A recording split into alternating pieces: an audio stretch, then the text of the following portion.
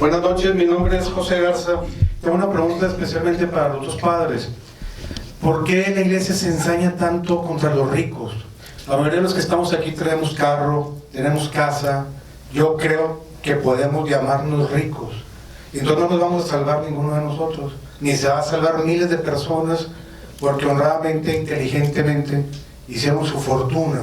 Y ahorita lo comentaba Cristina, o mejor me salgo de la iglesia para no sentirme mal por ser rico, entre comillas. Yo no estoy diciendo que yo sea rico, pero si lo comparamos con los pobres, pues no soy pobre. ¿Por qué ese estar siempre machacando a que es malo tener dinero? Bueno, nosotros tenemos, digamos así, una cierta obligación de fidelidad con el Evangelio. Cuando Jesús propone su proyecto, lo que denominamos reino de Dios, lo propone en una sociedad concreta, en su tiempo, y nosotros tenemos la obligación de sacar, digamos, las enseñanzas de Jesús y hacer este esfuerzo hermenéutico de aplicación a nuestro propio tiempo. Creo que a mí lo que más me llama la atención de la manera como Jesús enfrentó los problemas de los pobres de su tiempo es que hay en su actitud, digamos, claramente expresado y en su palabra, una desnaturalización de la pobreza. Es decir, esta idea de que el juicio sobre pobres y ricos tiene que venir como juicios de personas individuales. Y en cambio, Jesucristo asume el lugar de las víctimas justamente porque considera que el asunto de la pobreza y de la riqueza no es un asunto que esté en la voluntad eterna de Dios. Ni hay nadie que nazca para ser rico y alguien que nazca para ser pobre. A eso me refiero con esto de convertir, digamos, de desnaturalizar el fenómeno de la pobreza. Y en eso, digamos, cuando nos enfrentamos en un país como el nuestro, de incontables recursos, y que no obstante eso es uno de los países con mayor grado de desigualdad, uno dice algo no está funcionando. Hoy comentábamos justamente en la comida que me hacían una pregunta específica a propósito de este año de gracia, el año jubilar que los judíos celebraban cada 50 años, y cuyo propósito era justamente que el autor bíblico se da perfectamente cuenta que aunque las disposiciones de Dios para Moisés tienen el objetivo de hacer un pueblo igualitario de hermanos y de hermanas, en donde quien tenga más comparta con el que tiene menos, no es sin embargo ingenuo el autor y se da cuenta de este germen de avaricia que el corazón humano tiene, y entonces esta disposición de poner otra vez todo en equilibrio cada 50 años, que el que había conseguido una casa quitándose la otra persona, aprovechándose de su necesidad, tenía que devolverla, que el que había hecho esclavo una persona tenía que declararlo libre cuando llegaban ese año 50. Indica, me parece a mí, un poco la perspectiva desde la que tenemos que juzgar esto de riqueza y pobreza. No me parece casual que Jesús, cuando aparece después, según nos cuenta el Evangelio de San Lucas, en el capítulo 4, en la sinagoga de Nazaret, se presente como venir, que Él está llegando para proclamar ese año jubilar. Es decir, la oportunidad de que la humanidad pueda recomenzar otra vez en un trato que implique el respeto a la dignidad de las personas y la organización de un mundo que siga con el dictado original de Dios, que hizo todas las cosas para todas las personas. Cuando hay personas que tienen de sobra y gente a la que le hace falta, algo no estamos haciendo bien nosotros. Independientemente de si consideramos esto en la perspectiva de la salvación o la condenación, no hay, digamos, a lo mejor en nuestra predicación ha habido un poco esta insistencia, pero en realidad el asunto está en si somos capaces de ser plenamente humanos. Es decir, de ser un mundo a la altura de quienes debiéramos ser la tierra en cuanto que piensa, como le llaman los ecologistas, al Homo sapiens. Es decir, este planeta en cuanto que puede tomar decisiones. Eso es una enorme responsabilidad, y hacer un mundo en el que las personas tengan igualdad de oportunidades no va a implicar que todos vamos a ser inmediatamente a tener exactamente lo mismo, pero implica que las personas tienen que concebirse y concebir la vida no solo como un medio para enriquecerse y acumular. Allá en ese sentido me parece a mí que es inevitable por fidelidad a Jesús mantener esta posición, de manera que quien tiene bienes tiene responsabilidades también, pero eso es una primera aproximación que quisiera dar. En mi comunidad, en San Juan Gadreita, hemos vivido una dificultad. Es 1,100 familias de campesinos siguen siendo contaminados por Pemex. Hay un daño ambiental permanente que se visibilizó con el derrame de hace un año, 15,000 toneladas de petróleo. Y fíjense ustedes, ellos necesitan urgentemente apoyo para pagar unos estudios con los cuales ellos podrían reclamar una indemnización, porque las autoridades dicen, bueno, usted dice que hay contaminación, pero compruébenlo con estudios. Esos estudios cuestan mucho dinero. Se ha recurrido a universidades. Las universidades dicen que no tienen dinero para apoyar eso, ni para hacer esos estudios. Es decir, cuando le pregunto yo a las familias de campesinos, ¿qué piensan de esto? Pues somos pobres, padre, por eso no podemos tener acceso a unos estudios dignos que nos ayuden a poder justificar toda esta situación. Y esa diferencia, es decir, los que tienen mucho, o los que tienen más recursos, o los que tienen más medios, tienen que estar volteando hacia abajo, hacia los que tienen menos, siempre con la disponibilidad de ayudar. Ciertamente se han acercado personas que pueden ayudar, pero siempre lo hacen buscando la manera de obtener algún beneficio de esas personas que están necesitadas. Entonces, cuando en el mensaje de Jesús se habla de una situación, una brecha entre los que tienen mucho y los que tienen poco, ese tema de los pobres y de los ricos, me parece a mí que es en ese sentido. Es decir, nos reclama a nosotros, a lo mejor nuestra ambición, nuestro egoísmo es demasiado, que los recursos los reunimos, entre más reunamos mejor, y siempre lo hacemos de manera egoísta, olvidándonos de que con nuestro recurso tenemos que buscar a quién vamos a ayudar, a quién vamos a socorrer. Es decir, fíjense, muy cerquita de aquí de Monterrey, muy cerquita de aquí de San Pedro, hay 1,100 familias de campesinos que necesitan estudios urgentes para ellos poder defender su vida, porque el agua está contaminada, el aire está contaminado, la tierra está contaminada. Y eso lo sabemos, lo saben los ambientalistas, lo saben las personas que están ayudando, pero ¿cómo lo demostramos? ¿Cómo le demostramos nosotros a Pemex? ¿Cómo le demostramos a las autoridades ambientales? Pues no hay manera de hacerlo. Y ellos le apuestan a que esa gente nunca lo va a poder demostrar. Es esa brecha entre unos cuantos que tienen mucho y que son egoístas porque no quieren ayudar, y una mayoría de personas que les ayudaría mucho para su dignidad recibir ese apoyo que necesitan. Jesús hizo, y la iglesia con Jesús hizo pues una opción preferencial por los pobres, por los que necesitan la ayuda. Y en ese sentido me parece a mí que este discurso o este mensaje de la iglesia está justificado en el Evangelio para hacernos un llamado a nosotros, un llamado a todos, un llamado a los que tenemos un poquito más, para voltear a ver a los que tienen menos, a los que están batallando más para vivir dignamente, y ver la manera como podemos apoyarles con nuestros bienes. Y no solamente me refiero a bienes económicos, también bienes culturales, también bienes que hagan, que les den más dignidad, que les hagan más justicia, nuestros bienes que también pueden defenderlos ante quienes se aprovechan de ellos.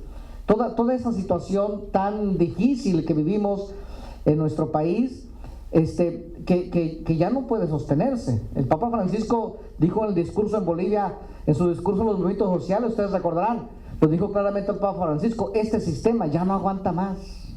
Este sistema neoliberal, este sistema donde la riqueza se acumula en unos cuantos y la inmensa mayoría le está pasando muy mal.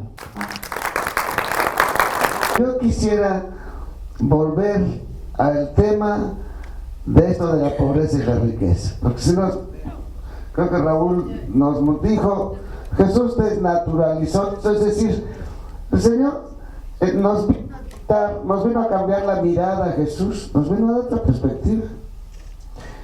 Y yo creo que el Papa Francisco, en un texto muy interesante de la Evangelii Gaudium, da una solución, porque antes la discusión era, bueno, como estábamos entre el paradigma comunista y el paradigma capitalista, entonces se hablaba de que cómo, que nadie va a tener derecho a tener propiedad privada, pensando en los comunistas. Y luego, pues, ¿cómo que va a haber acumulación de dinero? Pensando en los capitalistas. El Papa agarró la cuestión y dice, provengan de donde provengan los bienes. Los bienes de la tierra representan bienes que dejó Dios para todos. No seguimos siendo dueños de esto, porque a nadie, como oí hace unos días, dice, a ver, ¿a quién han visto que cuando lo llevan al panteón lleva atrás sus trajes de mudanza? Nada. Nos vamos nosotros. Entonces, el Papa dice, en los bienes ya hay un compromiso. Los bienes están comprometidos porque el dueño sigue siendo Dios. Y esos bienes tienen una dimensión social. Y además esos bienes tienen un destino universal. Vengan de donde te vengan, lo que tienes en la mano, muchachito, tiene una finalidad en sí. No son medios que se dieron para... Incluso, yo los trabajé. Por lo tanto soy dueño de ellos. No, muchacho. Aunque tú multipliques, le des un plus a lo que tú tienes, ese plus tiene un destino que son todos los seres humanos. No nada más son tuyos. Es muy interesante cómo cuando Abraham, en la parábola del pobre Lázaro y el rico Epulón, cuando Abraham le está diciendo al rico Epulón, tú tuviste en la tierra tus bienes, mientras que Lázaro tuvo males. Ahora Lázaro está gozando de Dios y tú estás donde estás. Dios está hablando, Abraham está hablando irónicamente, porque si no estaríamos justificando el maniqueísmo, que hay un Dios del mal, que es el Dios de los bienes materiales, y un Dios del bien, que es el de los espíritus. Entonces, cuidado con tener bienes materiales aquí, porque te vas a condenar, porque el Dios de eso es el Dios del mal. No, Abraham habla irónicamente. Tú creías que esos bienes eran tuyos y por eso ni siquiera migajas le diste a Lázaro. Esa fue tu equivocación, muchachitos. Esos bienes no eran tuyos. Y la prueba es que ahora estás allí y no tienes nada. Y lo dice también Jesús bien claro. Si no saben administrar con justicia los bienes ajenos, ¿quién les va a dar los propios? Los bienes ajenos siguen siendo estos bienes materiales que están ahí en la tierra. Entonces, yo quiero, ya que se habló de Noruega, en Noruega es de los países en donde la diferencia entre el salario mínimo y el máximo no pasa de 10 veces, equilibran el ingreso. Y esto lo hace, lo que decía, pagan muchos impuestos porque no dejan que se acumule. Lo que citaba Raúl del año jubilar, no se permite, no debe haber acumulación. Los bienes son de todos. Por eso nosotros tenemos un concepto muy claro, y esto cuando habla de normas éticas de la Dalai Lama, siempre dice, ustedes tienen una religión teísta y gracias a eso se entiende el sistema de la tierra, porque hay un Dios. Nosotros por el camino natural llegamos a las normas éticas. Él es budista. Entonces, en ese sentido, por supuesto, el tema es a costa de qué está la acumulación de los bienes de la tierra. Ese es el problema, los resultados que tiene esa acumulación. Eso es lo grave. Eso es, lo decía Chema, eso es lo grave. ¿A costa de qué? Y esto que dice, le tienen que demostrar a Pemex, le tienen que demostrar y tienen que pagar unos estudios para demostrarle, y con papel. Eso, desde ahí estamos viendo el sistema terriblemente podrido en el que vivimos nosotros los mexicanos en este momento. ¿Cómo es esto? Señor, tienes obligación de ir a hacer los estudios tú. Esas personas han sido dañadas por una empresa preestatal y tienes obligación de verificarlo. ¿Qué es esto? Que si tienes para pagar los estudios, yo entonces te reconozco que yo te dañé. Pues, ¿en qué país vivimos? ¿En qué país que se habla así con esa manera tan despectiva de pensar en el ser humano? Eso es lo grave. Eso es lo grave. Lo que tenemos volteado, lo que tenemos en la cabeza torcida, es no saber distinguir a la persona humana, no saber distinguir. Esto es lo grave.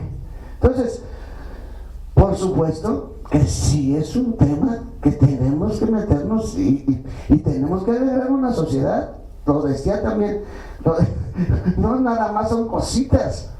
Jesús nos presenta la visión toda, como nos dijo el Papa. El Papa dijo, ya dejen por favor de estar haciendo caridad a la carta. Sí, yo tengo a mi viejita que lo voy y le doy. Y hagan ustedes una transformación de la sociedad en donde se ve con la visión del reino, porque donde el reino acontece hay justicia, donde el reino acontece hay equidad, donde el reino acontece hay dignidad. Esto es lo que no podemos nosotros estar viendo las cosas a los chiquitos y menos nosotros los cristianos. Y acabo con un cuento que esta caridad de la casa, que la maestra les dijo, si no hicieron una obra buena, mañana no entran a clase niñitos. Llega el primer niñito, ¿qué hiciste? Ayudé a una viejita a pasar la calle. Pasa. Llega el otro, yo ayudé a una viejita a pasar la calle. Al número 20 dice, ya no quiso pasar la calle la viejita.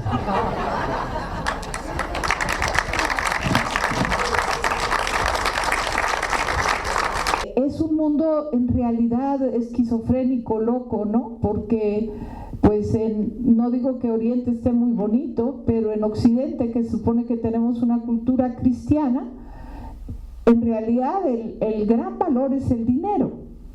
Y es lo que te da. Monterrey es una ciudad, y San Pedro Garza no se diga, emblemática de que lo que te da reconocimiento social es cuántos ceros tienes a la derecha.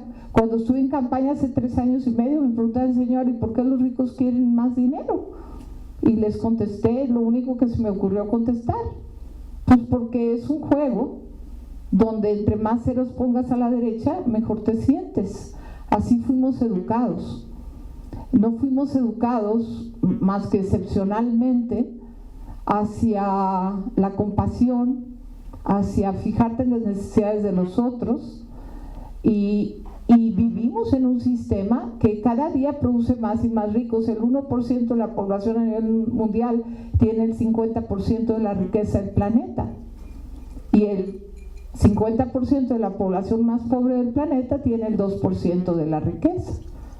Entonces es un mundo donde hay gente que pasa hambre, otros, Alma Rosa no sé si esté aquí, una comunidad de extrema pobreza en Coahuila, ella vive entre ellos, es una laica soltera que decidió vivir entre ellos, y me decía, y me dejó estremecida, hay gente tan pobre que no tiene 2 pesos para pagar un plato de comunidad, de un plato que se da ya subvencionado por Cáritas, y las señoras cocinan ahí lo que les lleva Cáritas, que es pues verdura de segunda calidad, y no tiene ni siquiera los 2 pesos. Entonces, estoy de acuerdo, o sea, algunos de nosotros creemos que estamos en una cultura suicida. Vamos hacia la autoextinción. Es imposible que no haya revoluciones violentas. Es imposible que sigamos depredando este mundo como lo hacemos, a la madre naturaleza, extrayendo los minerales y consumiendo como locos, sin que vayamos al suicidio colectivo. No más que se batalla mucho para salirte de esta cultura de acumulación, si tienes las posibilidades de querer el auto nuevo, etc. Siento compasión por las nuevas generaciones. Si no cambiamos radicalmente el rumbo, y pues hay que tratar de hacerlo en México, aunque sea en México, sumándonos y poniendo nuestro grano de arena. En este país, en general, la riqueza se tiene, como lo dijo Cristina, para tener un punto, un apuesto en la sociedad. Por la naturaleza de mi trabajo, yo tengo que tratar con la gente más desprotegida de este país. Yo tengo que asistir a las comunidades indígenas porque trabajo con ellos. Yo me dedico a la difusión del arte popular mexicano. Me he topado con situaciones gravísimas de gente que no tiene propiamente que comer y que llega la gente de las ciudades, incluyendo Monterrey, a regatearles sus productos porque los consideran caros. Ahí es donde está mal la riqueza, ahí es donde está mal empleada. La riqueza se debe tener para compartir y para generar más. En una ocasión, en un pueblo de Oaxaca, me llevé una tremenda lección. Llegué a un mercado, empecé a comprarle a una señora unos textiles. Cuando iba yo como por la 5ª pieza, la señora me dice: ya no me compres más. Dije: ¿por qué, señora? Cómpranos poquito a todas. Eso es generosidad, eso es caridad, eso es compromiso con tu pueblo. Nosotros no tenemos contemplado nada de eso. Nosotros queremos para nosotros, para acumular y para tener. La generosidad, lo que tú decías, ¿cuál es la clave? El verte a ti mismo en el otro, tener empatía y compasión. Eso es lo que puede generar un cambio. Si nada más ves por ti y para los tuyos, este mundo no va a cambiar. Yo creo que los pueblos indígenas nos enseñan muchísimo.